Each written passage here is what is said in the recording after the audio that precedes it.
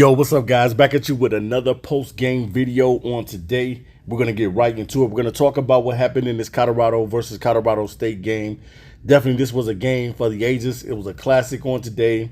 And you just did not know who was going to win this football game. You know, starting off, man, Colorado State, I got to tip my hats off to them. They played really, really well. They played some good football, man. And one thing that I can say by watching the game and being a student of the game is that I saw, and if I was a defensive coordinator, I would have picked it up right away. The reason why you had Torrey Holton having 16 receptions for 133 yards and one touchdown, and Lewis Brown 10 catches for 131 yards and one TD, and then you had Hoker, the tight end, who had 6 receptions for 109 and 2 touchdowns.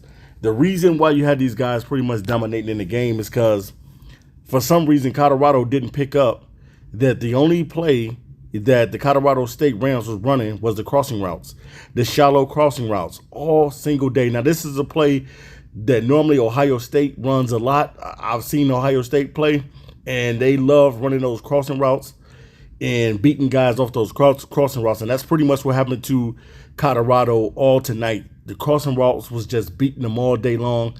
This guy ends up with 16 receptions in one game because they didn't find a way to defend the crossing routes. It was either we run a crossing route left, then we come right with it, then we end up running a crossing route with the tight end. It was just that all night crossing routes. If you go back and watch the tape and view the tape, you'll understand what I'm talking about. That's all Colorado State was doing to Colorado, and they couldn't defend it. So definitely going into the game against Oregon, Oregon is going to pick that up.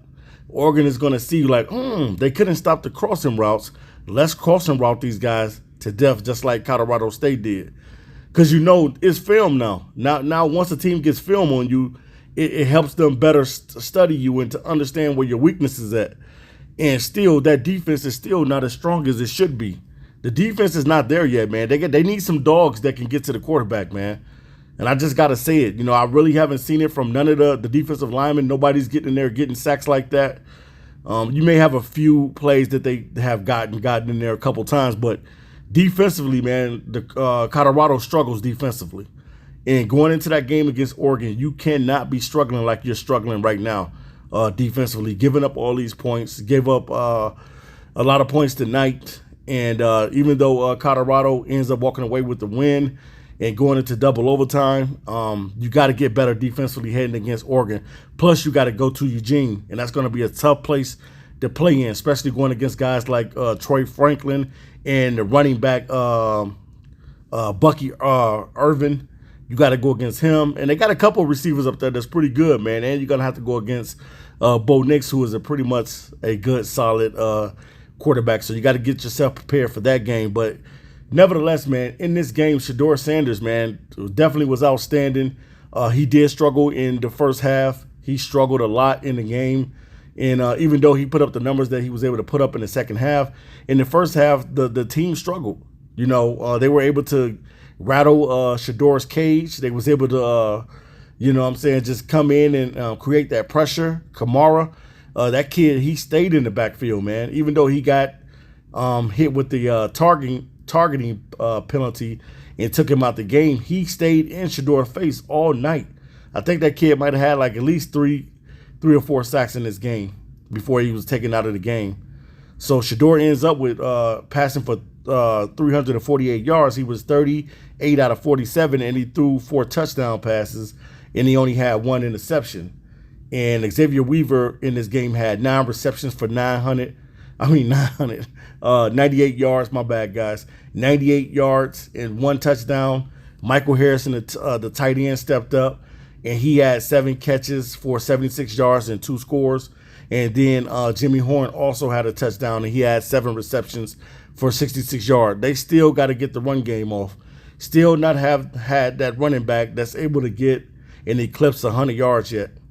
Definitely, I can't wait till Alton McCaskill or Smoke gets an opportunity to play, because I want to see how these other guys are at running back. Wilkerson and Hankerson, they just don't push the needle for me. They can't really get it done. I don't know why they can't get it done, but they have not been.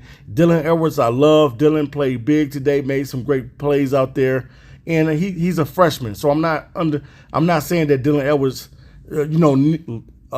needs to lead the ship right now. They need a running back that's going to come in and give them that solidness. And I can't wait till McCaskill gets back. Alton McCaskill gets back, and they eventually play smoke. I want to see what these guys can do, because the run game right now is suspect.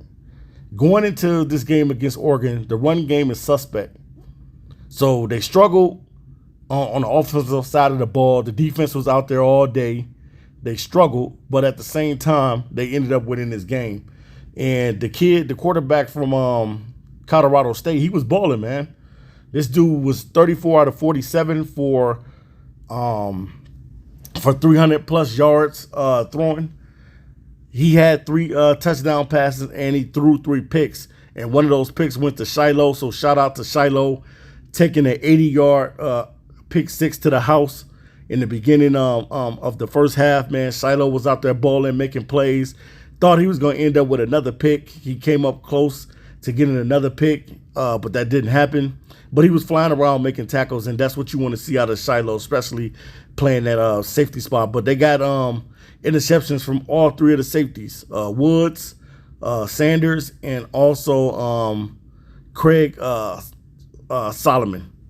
They got an interception from him as well. So definitely, man, I'm happy to see that these guys won the game. It was a tough game for these guys, headed against Oregon coming up next.